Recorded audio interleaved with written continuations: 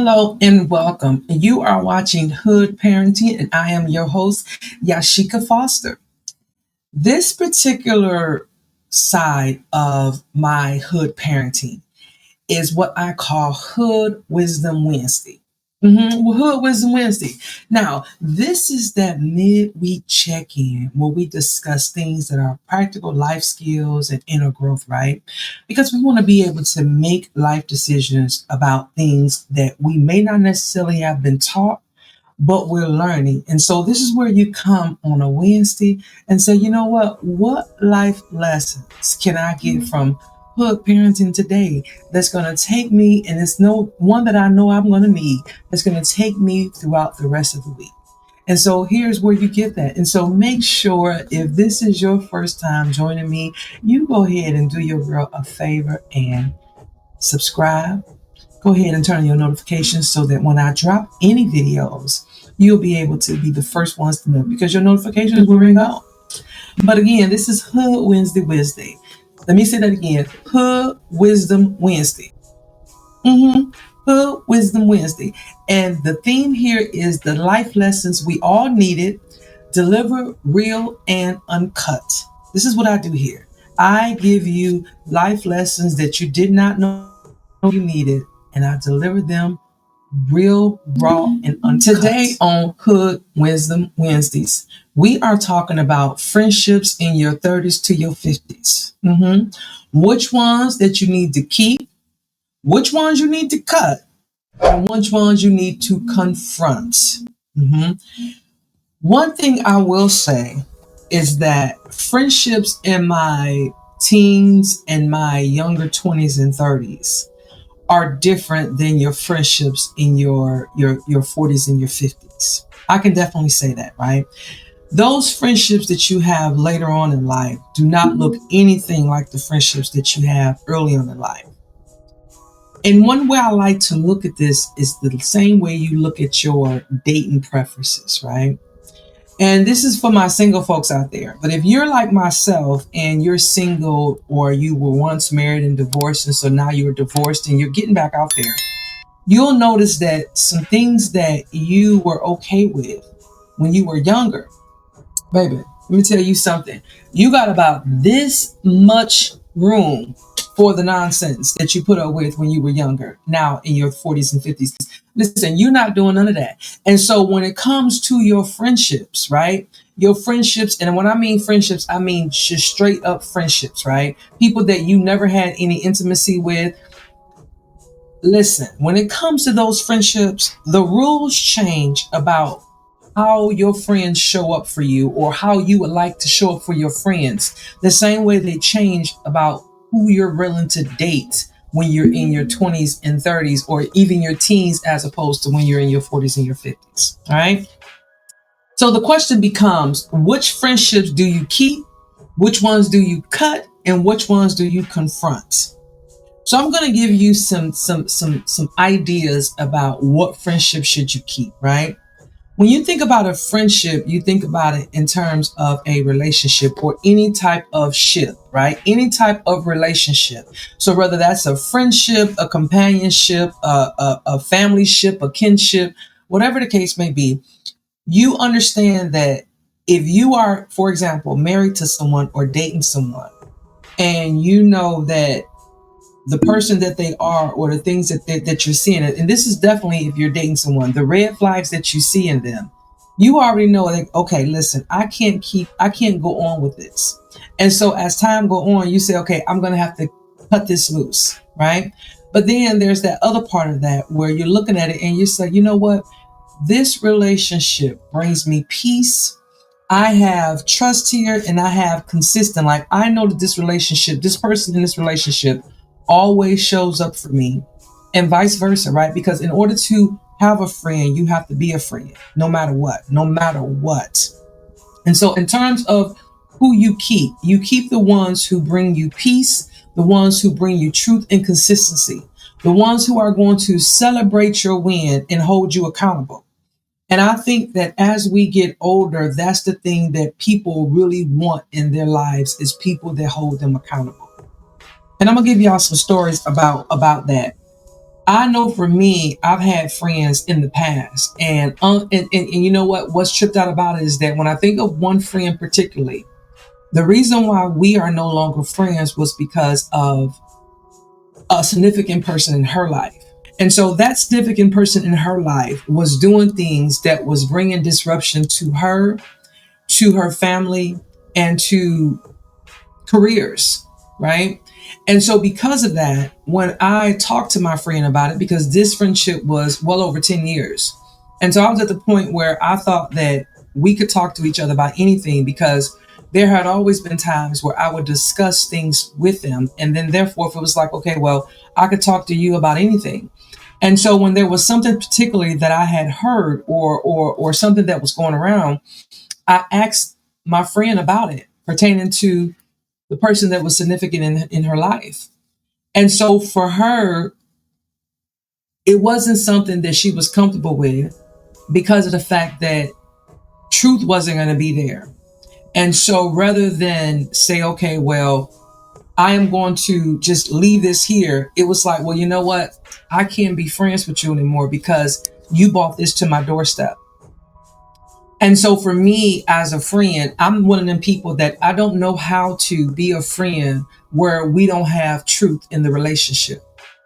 And I know that truth in the relationship comes with sometimes a very soft hand, or shall I say a kid's glove. But at the same time, I wouldn't want a friend.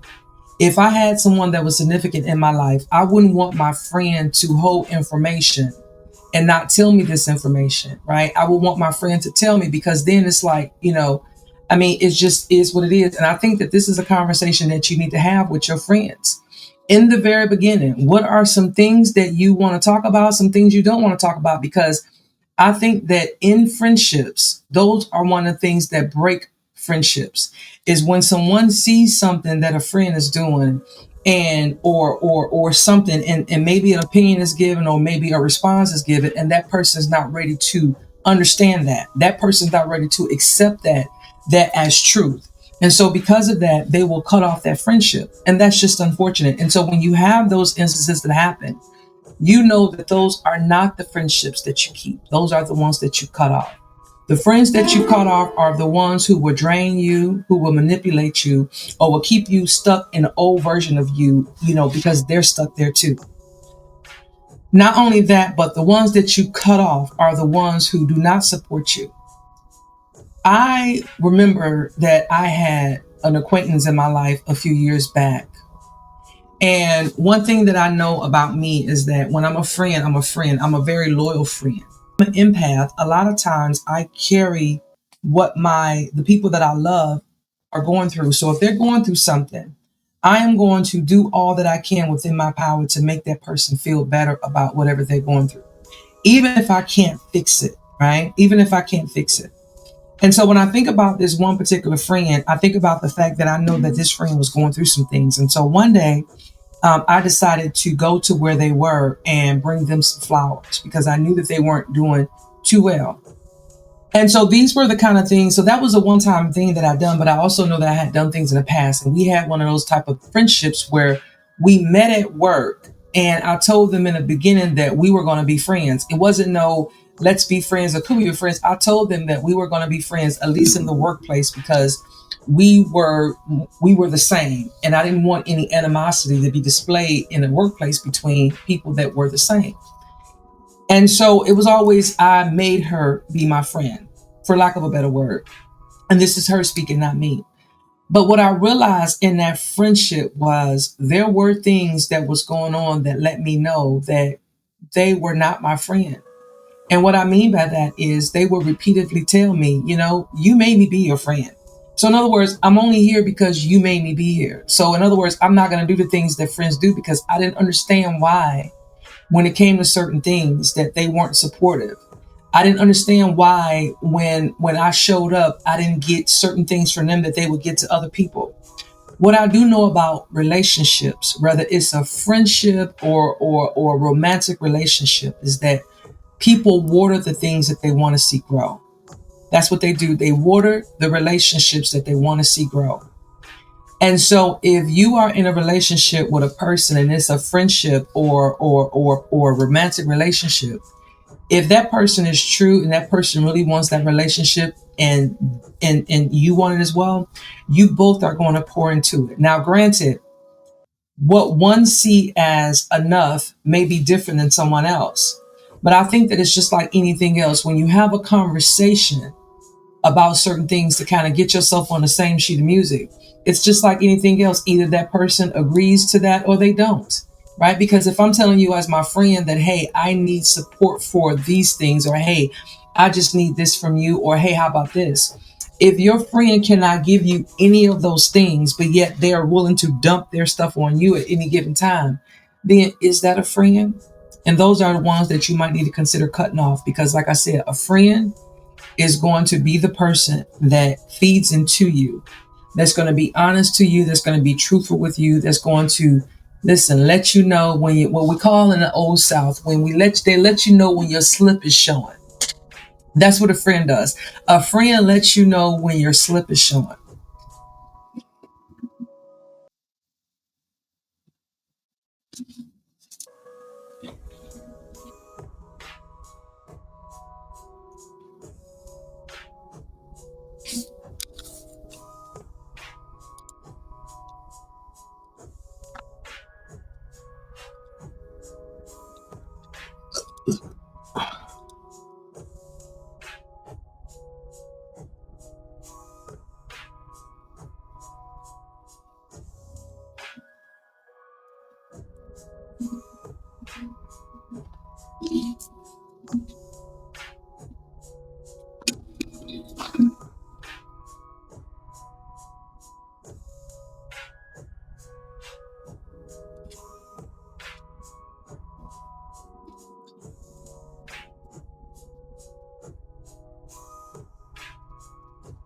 Well, thank you so much for watching this episode of Hood Wisdom Wednesday. I will catch you guys in the next video. Bye. About the ones that I can pick up the phone and call when it's been months that I've talked to them. And we pick up and we talk like as if time has not even passed. Those are the friends that I really feel that you should keep. Those are also the friends that I feel that you can look at them and say, you know what? I know that this person is a friend, because that person is okay with understanding that life goes on. And so because everybody has their life, we may not talk as often. We may not see each other as often, especially if you live in different states or different towns or whatever. You know, people have work, people have kids, people have relationships. And so they're trying to nurture everything. And then sometimes people have life just lifing. And every now and then you'll have that friend that, because life is lifing, or you're that friend where life is lifing, you tend to maybe put distance between you and someone. And it's not because it's a bad thing, because you have to focus on some things. But here's the thing, that friend, when you pick up the phone or when you do whatever, they're going to always open the door for you. They're going to always answer the phone for you. They're going to always show up for you. Those are the friends that you keep. Okay. Now, when we're in our 20s and our teens and things like that, the friends that we meet back then are the ones who are you're gonna have fun with, the ones that possibly you can talk to surface, like things with that. That's because when you were in your young 20s, you know, life ain't really lifing yet. Life ain't really lifing the way it starts to life when you get 30 and 40 and beyond. Because see, then every year you live, or every moment you live, you have a different experience. Not only do you have a different experience, but you may have a different obstacle or different circumstances. And so some of the friends that you had when you were younger, those friends may only been good for that time. But then as you grow older and as you get older, you realize that you need something with a little bit more substance, right? You need someone that's going to actually say, listen, friend, right? Someone that's going to say, hey, I need you to know this, friend. And so that's how a lot of times friendships in our younger years look different than they were in our older years. Now, if you've been one of those people who have had friends from the beginning through adulthood, listen, I praise those people. You know, that was something that, and this is just me being authentic here. This is something that I've always wished. I know for me, when I first joined the military back in 1991, I had like 2 or 3 friends who were people that I had been friends with since grade school. And once I joined the army, everybody just kind of went their own separate ways. They were all living their own separate lives, and it was just different, right? And so we kind of lost touch. And so because those friends were in my neighborhood, I really didn't meet a lot of friends in my school. And so I am lucky to be able to have friends now that I went to high school with, that we are friends now as adults, that maybe necessarily we weren't friends as kids, but yet we knew each other.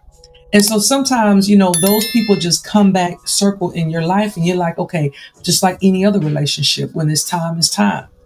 But if you have those friends where you've had since you were young and you continue to have those friends throughout your adulthood, then you know what? I really, really admire that. And if you're that person, go ahead and drop a comment down below. Let me know how long you and your friend has been friends, and let's just talk about some of the things that you've been through. And now what I know about a friend is that they're going to be there for all the highs, all the lows, all the ups, all the downs, all the everything, right? But one thing's for sure is that a true friend will never judge you.